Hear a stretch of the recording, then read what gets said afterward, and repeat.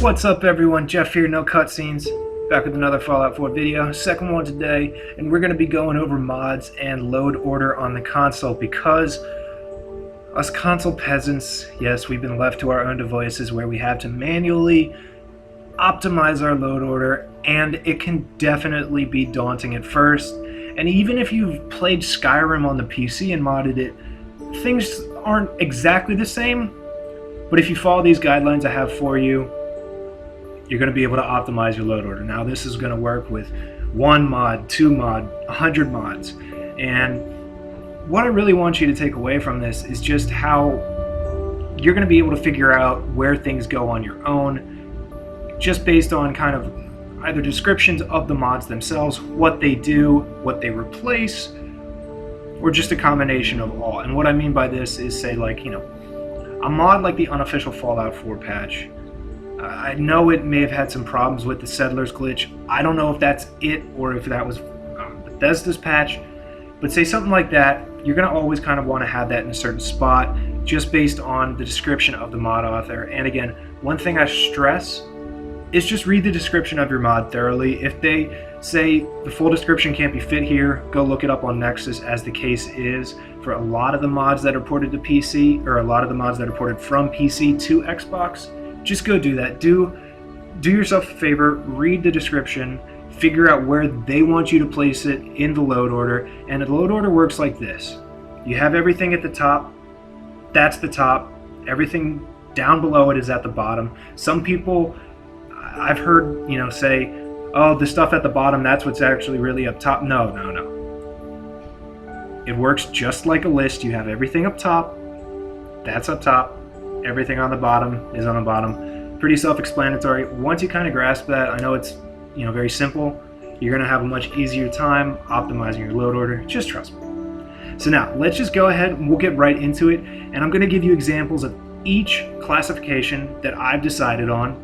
And just kind of, if say a mod doesn't fit into one of these classifications, where you can put it. So let's go ahead and start. Now, again, we got top to bottom. Your biggest mods, these huge land masses, quests, you know, like Shutter Dome, Ransack Relays, if say the Enclave is brought back, things like that, just, you know, dozens or hundreds of megabytes, huge mods that aren't environmental changes, those you want to put at the top of your load order. Now, because everything else beneath it is going to affect that.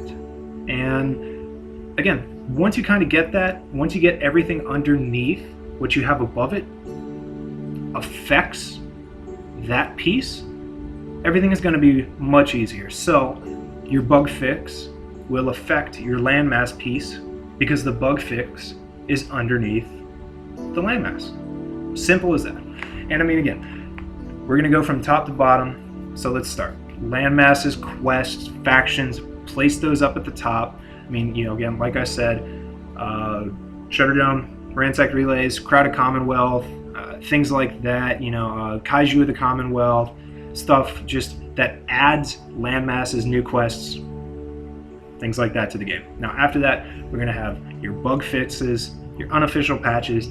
I am not personally running the unofficial Fallout 4 patch just because I wanted to see if there was a change, and there was, so that is up to you. Use your discretion. But this is where you're going to put bug fixes, unofficial patches. Really, there's only a few because the game itself works pretty well. But yeah, really, there's just going to be a couple, maybe even just one for you. After that, you're going to put your settlement building mods. And what I mean by this is things that add to, you know, your miscellaneous categories, any structure, any of the menu additions. This is where you're going to put them. And a good rule of thumb is you kind of just want to have like your big stuff, your massive changes to your settlement building up front, and then anything else that kind of tweaks that down below it, just like you have everything else in your load order. So again, now this does not include, however, mods that sort these additional settlement objects. Okay, those are going to come later. The sorting mods themselves will come later. Right here, you're just going to put objects and new additions to the workshop inventory, and that's it. Alright, so now next up we're having gameplay changes and tweaks. This means anything like HUDs, if you do leveled lists like Dracos or the unleveled wasteland, basically anything that changes the gameplay at a base level, you know, this might be adding zombies or something like that, that's where you want to put these. And again, your bigger ones, and then all of either DLC patches or things that affect it underneath that. Simple as that. Next up, we got visual, texture, atmospheric improvements. Same rule, big ones, then your DLC patches for said mod, then everything else that affects it underneath. I mean, this could be blood, it could be you know, the road ones, your vivid weather, your natural atmosphere, Commonwealth, green in the Commonwealth, spring in the Commonwealth. And definitely look at the mod author's description, like I said, because they're going to have descriptions with their mods of where to place them in load order with other certain mods like spring in the Commonwealth and green in the Commonwealth, so they function perfectly. All right, now we have the settlement changes and tweaks. This is not sorting mods again. This is any tweaks or gameplay changes to your existing settlements. No objects, anything like that, just tweaks and changes. After that, sorting and menu changes. This will be workshop rearranged. Anything that just organizes your workshop menu and just cleans it up, but no actual objects or item additions. That was before in settlement building mods. Now we're actually coming to the character, where you have your character model replacers, busty, stuff like that, where it replaces, you know, you can play as a ghoul, a child, things like that.